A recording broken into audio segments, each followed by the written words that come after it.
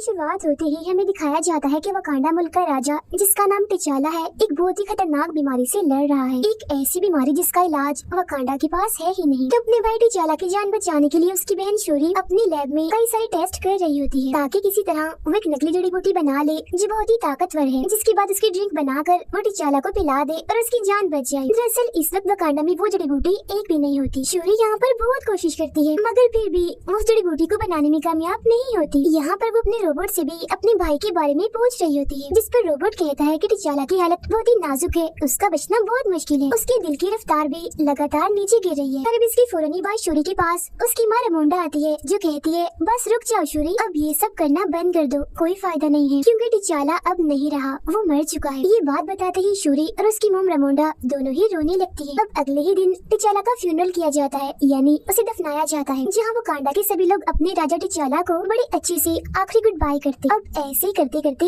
एक साल गुजर जाता है, जहाँ वकांडा ने ये वक्त अपने किसी भी राजा या रानी के बगैर गुजार दिया था। मगर अब एक साल गुजर जाने के बाद वकांडा ने रमोंडा को ही अपनी रानी बना लिया होता है ताकि वो अपने बेटे टिचाला की जगह लेकर वकांडा को संभाल सके। इसके बाद हमें समंदर में एक बड़े से शिप को दिखाया जाता है, जो शिप दरअसल वकांडा की एक लैब की तरह ही थी, जहाँ कुछ साइंटिस्ट एक खतरनाक मेटल पर रिसर्च कर रहे होते हैं। मगर तभी कुछ सिपाही आकर यहाँ हमला कर देते हैं और चारों तरफ से शिप में घुसने की कोशिश करते हैं। ये लोग दरअसल यहाँ उसी मेटल को चोरी करने के लिए आए थे, मगर तभी इधर वकांडा के सिपाही भी आ जाते हैं और उन चोर सिपाहियों पर हमला कर देते हैं। वो इन्हें काफी मारने के बाद बंदी बना लेते हैं और अपने पास कैद कर लेते हैं। इसके बाद हम देखते हैं कि दुनिया के सभी मुल्कों की एक काफी बड़ी मीटिंग रखी जाती है, जिसमें वकांडा की रानी रमोंडा को भी बुलाया जाता है। यहाँ दुनिया के सभी मुल्कों के लीडर्स रमोंडा से कहते हैं कि आपका मुल्क वकांडा दुनिया की सबसे खतरनाक मेटल की हिफाजत नहीं कर सकता, क्योंकि उसकी हिफाजत करना आप लोगों के बस की बात नहीं है, इसलिए आप लोग अपना वो सारा मेटल हमें दे दो, हम उसे संभाल के रखेंगे, जिसकी फिक्र करने की भी आपको जरूरत नहीं है। अब उनकी इस बात का जवाब देते हुए रमोंडा कहती है कि वकांडा हजारों सालों से इस मेटल की हिफाजत करते आया है और आगे भी करता रहेगा, क्योंकि हम भी किसी से कम नहीं है। और रही बात कि हम मेटल को तुम्हारे हवाले कर दें, तो ऐसा तो हो ही नहीं सकता, क्योंकि हम जानते हैं कि तुम उस मेटल से खतरनाक हथियार ही बनाओगे, जिनकी मदद से तुम दुनिया को तबाह बर्बाद कर दोगे। इतना कहते ही रमोंडा उन सभी सिपाहियों को भी वहाँ पेश करती है जो वकांडा के शिप में उस मेटल को चुराने आए थे, जिन्हें इन लोगों ने अपने पास कैद किया हुआ था। इसके बाद वो कहती है कि हम सब जानते हैं कि आप क्या सोच रहे हो, यही ना कि वकांडा का राजा क्योंकि मर चुका है तो उसकी हिफाजत करने के लिए कोई राजा, कोई ब्लैक पैंथर नहीं है, और अब यही सही वक्त है उस मेटल को चुराने का, है ना। मगर मैं आपको याद दिला दूं कि इस गलत फहमी में मत रहना। बेशक वकांडा ने अपने राजा को खो दिया है, लेकिन उसके सिपाही आज भी अपने मुल्क की हिफाजत करना जानते हैं। ये कहने के बाद वो पूरी दुनिया को वार्निंग, इन्हें चेतावनी देते हुए कहती है कि इसके बाद भी अगर किसी ने वकांडा या उसकी मेटल पर नजर डाली तो फिर देख लेना, इसका अंजाम बिल्कुल भी अच्छा नहीं होगा। इसके बाद हमें दोबारा से समंदर का सीन दिखाया जाता है, जहाँ हम कुछ सिपाही और ऑफिसर्स को देखते हैं। ये सभी सिपाही और ऑफिसर्स असल में अमेरिका और एक एजेंसी के थे। ये सभी समंदर के अंदर उसी मेटल की खोज कर रहे होते हैं। इनके पास एक ऐसी मशीन भी थी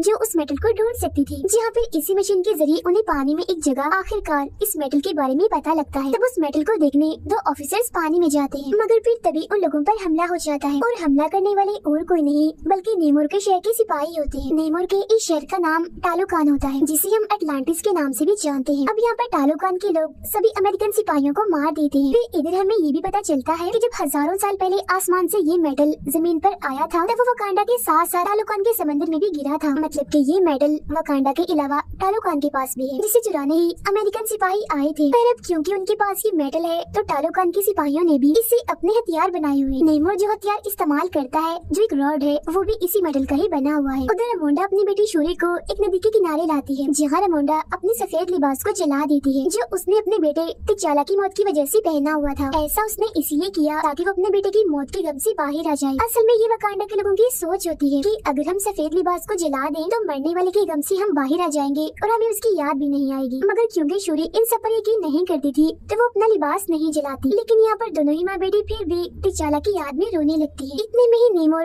नदी से बाहर निकल कर आता है। वो उन दोनों को अपने बारे में बताता है, कहता है कि मैं टालोकान शहर का राजा हूँ, मुझे आपसे टिचाला के बारे में बात करनी है, जो गलती उसने की उसके बारे में। जब से टिचाला ने पूरी दुनिया से दोस्ती का हाथ बढ़ाया है, सबको वकांडा के बारे में पता चला है, तभी से सारी दुनिया इस मेटल के बारे में जान गई है, और ये भी कि वकांडा के पास ये मेटल मौजूद भी है। तो तभी से सब लोग इस मेटल के पीछे पड़े हुए हैं, जिस वजह से मेरे लोगों की जिंदगी भी खतरे में आ गई है, क्योंकि ये मेटल हमारे पास भी तो है। मेरा मानना है कि जब से दुनिया को आपके मुल्क वकांडा की सच्चाई पता चली है कि आप लोगों के पास वो मेटल है, तब से पूरी दुनिया आपके पीछे पड़ी हुई है। और अगर दुनिया को हमारी सच्चाई के बारे में पता चल गया कि वो मेटल हमारे पास भी है, तो सारी दुनिया के लोग हमारे पीछे भी पड़ जाएंगे और हमारा जीना भी हराम कर देंगे। और हो ना हो बहुत जल्द उन्हें इस बारे में पता लगने वाला है, क्योंकि अमेरिकन के पास एक ऐसी मशीन है जो इस मेटल को ढूंढ सकती है। उस मशीन को अमेरिका की एक काफी चालाक साइंटिस्ट ने बनाया है। अब मेरा मशवरा ये है कि आपको और हमें मिल जाना चाहिए, दोनों मुल्कों को साथ मिलकर पूरी दुनिया को खत्म कर देना चाहिए, क्योंकि इससे पहले कि वकांडा और टालोकान को ये पूरी दुनिया वाले खत्म कर दें, बेहतर नहीं है हम दोनों ही मिलकर पूरी दुनिया को तबाह बर्बाद कर दें, क्योंकि इसके बाद हम दोनों मुल्क सुकून से अमन से अपनी जिंदगियां गुजार सकेंगे। दुनिया को तबाह करने वाली बात सुनकर रमोंडा चिढ़ जाती है और उसकी ऑफर लेने से मना कर देती है और कहती है कि हम अमन पसंद है, हम कोई भी तबाही बर्बादी नहीं चाहते, हम शांति चाहते हैं। अब ना सुनकर नेमोर कहता है कि ठीक है, अगर वकांडा को टालोकान के साथ नहीं मिलना तो कोई बात नहीं, लेकिन आप लोगों को हमें वो साइंटिस्ट सौंपनी होगी जिसने इस मेटल को ढूंढने की मशीन बनाई है, ताकि मैं उस साइंटिस्ट को मार दूं और अमेरिकन मेटल को ढूंढते हुए हमारे मुल्क में ना आ जाए। अब नेमोर उन्हें एक हफ्ते का वक्त देते हुए कहता है कि मैं एक हफ्ते बाद दोबारा आऊंगा, अकेला नहीं बल्कि अपनी पूरी फौज के साथ, और तब तक अगर आपने उस साइंटिस्ट को हमारे हवाले कर दिया तो हम समझ जाएंगे कि वकांडा हमारा दोस्त है, लेकिन अगर ऐसा ना हुआ तो हम पूरी दुनिया के साथ साथ वकांडा को भी तबाह बर्बाद करके रख देंगे। और फिर ये धमकी देने के बाद नेमोर यहाँ से चला जाता है। इसके बाद रमोंडा वापस आकर अपने जनरल को ये काम देती है कि वो उस साइंटिस्ट को कैसे भी करके पकड़ कर लाए जिस साइंटिस्ट ने मेटल ढूंढने वाली मशीन बनाई है। तब यहाँ जनरल कहती है कि मैं आपकी बेटी शूरी को भी अपने साथ लेकर जाना चाहती हूँ, जहाँ पहले तो रमोंडा इसके लिए मना कर देती है, मगर बाद में शूरी को ले जाने के लिए मान जाती है। जिसके बाद शूरी और जनरल अमेरिका पहुँच जाती है और कैसे भी करके उस साइंटिस्ट को ढूंढ ही लेती है। यहाँ उन्हें हैरान करने वाली बात ये पता चलती है कि वो साइंटिस्ट सिर्फ 19 साल की एक कॉलेज जाने वाली लड़की है जिसका नाम आयरन हार्ट है। उसे खोजते ही वो दोनों उसे अपने साथ ले जाने लगती है, मगर तभी उन्हें पता चलता है कि अमेरिका और एजेंसी के लोग तब से उनके पीछे पड़े हुए हैं और उन्होंने हमेशा से ही शूरी और आयरन हार्ट पर नजर रखी हुई थी। वो लोग अब इन तीनों को सरेंडर करने का बोलते हैं, इन्हें खुद को उनके हवाले करने का, मगर तभी वो साइंटिस्ट यानी आयरन हार्ट अपने असली रूप में आ जाती है, मतलब अपना सूट पहनकर वहाँ से उठ जाती है। जिसके बाद शूरी और जनरल भी उसकी गाड़ी और बाइक लेकर वहाँ से निकल जाती है। अब यहाँ तो किसी तरह वो एजेंसी से बच जाते हैं, मगर आगे जाते टालोकान के सिपाही उन पर हमला कर देते हैं, क्योंकि इन सिपाहियों को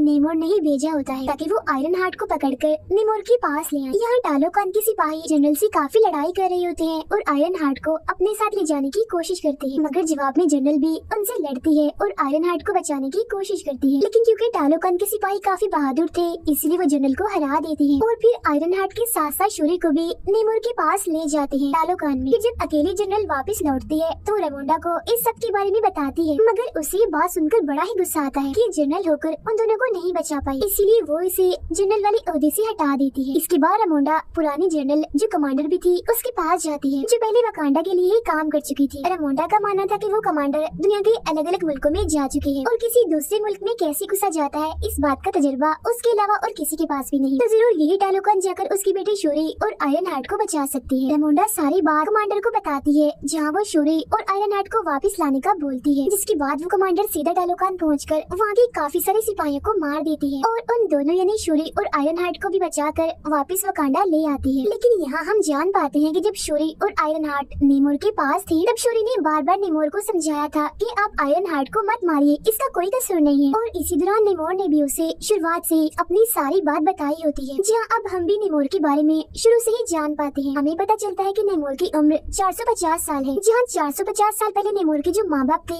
वो इंसान ही थे, लेकिन फिर नेमोर के माँ बाप समेत उसके गाँव के सभी लोग बीमारी और गरीबी की वजह से मारे जा रहे थे। जहाँ ये सब लोग मिलकर अपने गॉड से दुआ करते हैं, तब गॉड इनके सपने में आकर सभी को एक फूल के बारे में बताते हैं जो बिल्कुल उस कीमती ताकतवर जड़ी बूटी जैसा था, वही जड़ी बूटी जिसे शूरी भी अपने लैब में बनाने की कोशिश कर रही थी। फूल के बारे में पता लगने के बाद नेमोर के माँ बाप और गाँव के सभी लोग पानी में जाकर उस फूल को हासिल कर लेते हैं और उसका रस निकाल कर पी जाते हैं, मगर उसे पीते ही इनका जिस्म और दिमाग एकदम बदल जाता है। पूरे जिस्म का रंग ही नीला पड़ गया था। इंसान तो ये कहीं से भी नहीं लग रहे थे, मगर ऐसा होते ही इनकी ताकतें काफी हद तक बढ़ जाती हैं। लेकिन एक दिक्कत थी, ये लोग ऐसे बनने के बाद जमीन पर नहीं रह सकते थे। तब जिंदा रहने के लिए ये लोग पानी में जाते हैं, क्योंकि अब ये सिर्फ वही रह सकते। ये वो वक्त था जब नेमोर पैदा होने वाला था, जहाँ कुछ वक्त के बाद वो पैदा हो ही जाता है। और क्योंकि नेमोर की मोम ने भी इस फूल को इस्तेमाल किया था, इसीलिए सारी ताकतें नेमोर को भी मिली थी। मगर हैरत थी कि वो पानी के साथ साथ बाहर जमीन पर भी जिंदा रह सकता था। इसके अलावा उसके पैरों में पंख भी थे और कान भी नुकीले थे। लेकिन कुछ वक्त के बाद जब वो बड़ा हो रहा होता है तो उसकी मोम की मौत का वक्त करीब आ गया होता है। मरने से पहले उसकी मोम की बस यही आखिरी ख्वाहिश थी कि मैं अपने पहले पहले की दुनिया इन्हीं जमीन को देखना चाहती हूँ, और अगर ना देख पाऊँ तो मुझे मेरे गाँव में ही दफनाया जाए। अब अपनी मॉम की आखिरी ख्वाहिश को पूरा करने के लिए नेमर उनकी लाश को उनके गाँव में ले जाता है, मगर यहाँ आकर वो देखता है कि गाँव के लोगों पर वाइफ के लोग जुल्म कर रहे हैं, जो नेमर पर भी गोली चलाते हैं। अब उसे तो इस हमले से कुछ भी नहीं होता, मगर उन सभी लोगों को मारकर वो इस पूरी जगह को जला देता है। और बस इसी दिन के बाद से नेमर पानी के बाहर यानी जमीन पर रहने वाले लोगों से नफरत करने लगता है। अपनी ये सारी कहानी बताने के बाद उसने शूरी को एक ब्रेसलेट भी दिया था, जो टालोकान की ताकतवर जड़ी बूटियों से बना था। मगर जब उसे ये पता चलता है कि कमांडर शूरी और आयरन हार्ट को यहाँ से ले गई है और उसने इसके कुछ लोगों को भी मार दिया है, तो ये जान उसे वकांडा पर बहुत गुस्सा आता है और अब वो जाकर सीधा वकांडा पर हमला ही कर देता है। वो यहाँ के एक पूरे शहर को बर्बाद कर देता है, जिसमें जाहिर है वकांडा के बहुत से लोग मारे जाते हैं, लेकिन साथ ही साथ रानी रमोंडा भी मारी जाती है। लेकिन मरते मरते वो रमोंडा से कहता है कि ये हमला तो बस एक हल्की सी झलक है, मैं कुछ वक्त के बाद अपनी पूरी आर्मी के साथ आऊंगा और पूरे ही वकांडा को तहस नहस करके रख दूंगा। इतना कहते वो अपनी आर्मी के साथ वहाँ से चला जाता है। इसके बाद जैसे ही बात शूरी को पता चलती है कि मेरी मॉम की मौत हो गई है, तो वो बहुत ही दुखी हो जाती है, मगर नेमोर को रोकने और उससे बदला लेने के लिए वो जड़ी बूटी पर दोबारा से काम करने लगती है। वो उस ब्रेसलेट जो उसे नेमोर ने दिया था उसमें से जड़ी बूटियों को निकालकर उन पर ही टेस्ट करने लगती है, जहाँ बहुत जल्द वो ये जान पाती है कि ये भी कोई आम जड़ी बूटियाँ नहीं है, बल्कि इनमें भी ताकतवर जड़ी बूटी वाली सारी ताकत है। ये जानते ही वो इन सारी जड़ी बूटियों को अपनी भाई टिचाला के डीएनए से मिला देती है, जिसके बाद आखिरकार यहाँ वो नकली जड़ी बूटी बना ही लेती है। और जैसे वो इसका रस पीती है तो ये सोचती है कि मुझे मेरे मॉम डैड नजर आएंगे, मगर उसे वो नहीं बल्कि खतरनाक सिपाही दिखता है, जो शूरी को कहता है कि तुम अपनी भाई टिचाला की तरह रहम दिल और बहादुर नहीं हो, तुम बिल्कुल मेरे जैसी हो, गुस्से वाली, बदला लेने वाली, तुम्हें सिर्फ बदला चाहिए, तुम अपने भाई की जगह कभी भी नहीं ले सकती। ये सुनते ही शूरी चिढ़ जाती है और उस ताकतवर जड़ी बूटियों की वजह से तो उसे पहले ही ताकतें मिल गई थी, जिनका इस्तेमाल करके वो ब्लैक पैंथर सूट पहनकर बन जाती है नई ब्लैक पैंथर। इसके साथ ही लैब में आयरन हार्ट भी अपने लिए एक मजबूत सूट बना लेती है, जो काफी मॉडर्न था। उन दोनों ने तो ये बात पहले ही पता लगवा ली थी कि नेमोर की कमजोरी हीट है, गर्मी है, इसीलिए अगर उसे हीट में रखा जाए या पानी से दूर कहीं बाहर रखा जाए तो वो कमजोर पड़ सकता है। इस सारी तैयारी के साथ वो अपनी आर्मी को लेती है और सीधा जाकर नेमोर के शहर टालोकान पर हमला कर देती है, जिसके बाद यहाँ वकांडा और टालोकान के बीच काफी जबरदस्त किस्म की लड़ाई छिड़ जाती है। यहाँ शूरी अपने ब्लैक पैंथर वाले सूट में आकर नेमोर को अपनी काफी बड़ी शिप में ले आती है, जिसके अंदर उसने बड़े बड़े हीटर्स लगाए हुए थे, जिनसे बहुत सारी गर्मी और सेक निकल रही होती है। अब इतनी गर्मी से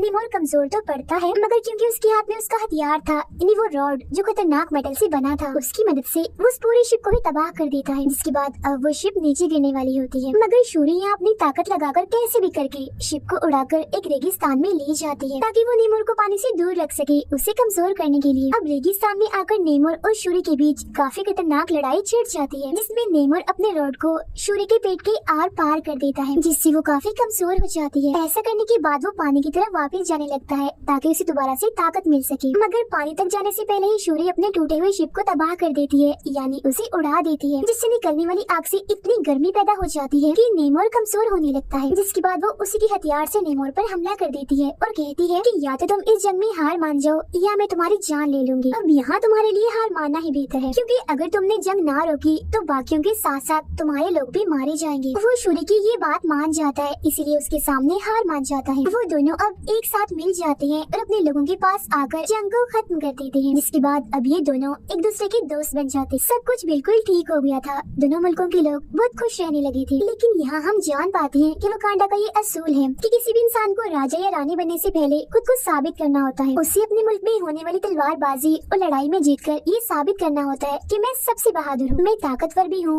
और राजा बनने के काबिल भी। लेकिन हाँ, ये सब उसे बगैर किसी भी ताकत जैसे उस जड़ी बूटी का इस्तेमाल किए बगैर करना। अब क्योंकि शूरी ही नई रानी बनेगी, इसलिए उसने भी खुद को साबित करना था ये लड़ाई जीतकर। मगर तभी दिखाया जाता है कि शूरी यहाँ नहीं है, वो इधर से गायब है और यहाँ एक ताकतवर और खतरनाक सिपाही था जो लड़ रहा था। इसका मतलब ये था कि अब यही सिपाही वकांडा का नया राजा होगा। अब हम शूरी को देखते हैं जो यहाँ से सीधा गई होती है कमांडर के पास, जहाँ उसने अपना सफेद सोग वाला लिबास जला दिया होता है, ताकि वो अपने भाई और माँ के गम से बाहर आ सके, क्योंकि अब उसे भी ऐसी बातों पर यकीन होने लगता है। यही वो कमांडर शूरी को अपने बेटे से मिलवाती है और बताती है कि मैंने और तुम्हारे भाई टिचाला ने चुपकर शादी कर ली थी और ये बच्चा मेरा और टिचाला का है, यानी तुम्हारे भाई का। इस बात का सिर्फ रमोंडा को ही पता था, जिसके बाद आज तुम्हें भी पता चल गया। यहाँ वो बच्चा शूरी को अपना नाम बताता है, जिसके साथ ही ये कहानी यहीं पर खत्म हो जाती है।